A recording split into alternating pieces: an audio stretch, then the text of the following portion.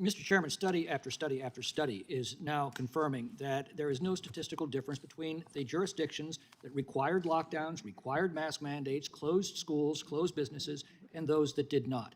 In fact, if you look at the mortality rates out of Sweden that never closed their schools, didn't force businesses to close, didn't mandate their population wear masks, certainly didn't place their populations under house arrest, their mortality rate from COVID is 500 per million or so. The gentleman yield for a moment. Less, no, I will not, less than those in the United States. In fact, if the United States had Sweden's mortality numbers, there'd be 195,000 fewer dead Americans as a result. And Sweden, by the way, has an older population, which is at much higher risk of COVID. I got the vaccination gladly because, hey, it's one less thing to worry about. I'm 65 years old. I don't want to be laid up for 3 or 4 weeks. It was a decision that I think was a good one. But that's not going to be the decision that everybody is going to want to come to or should come to.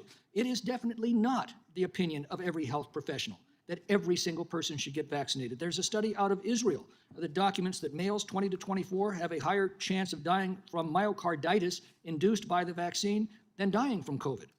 Those who've had the virus, according to another study out of Israel, have natural antibodies 27 times greater than the vaccine produces. For young people under 20, according to the CDC, the flu poses a greater mortality risk than COVID. Now those are the facts produced by the scientific research on this subject. And all of the demagoguery in the world is not going to change them.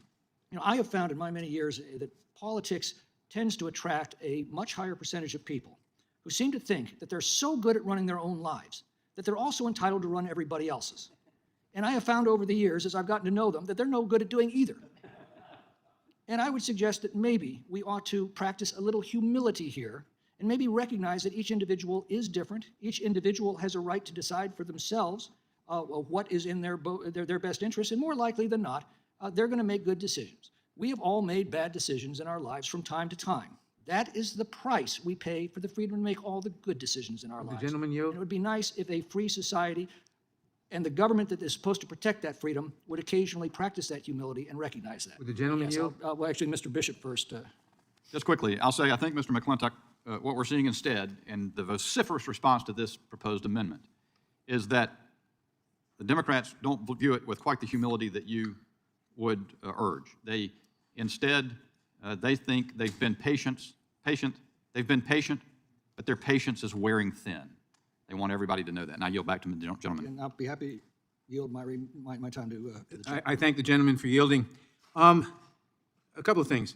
Number one, Sweden conducted an experiment in that they thought that they should just use natural immunity to produce the antibodies without the vaccine. The result is they had a 3 times higher mortality rate than their neighboring Nordic countries, Norway, Denmark. Reclaiming my time, sir, that's no longer true. I would suggest you go to Worldometer today.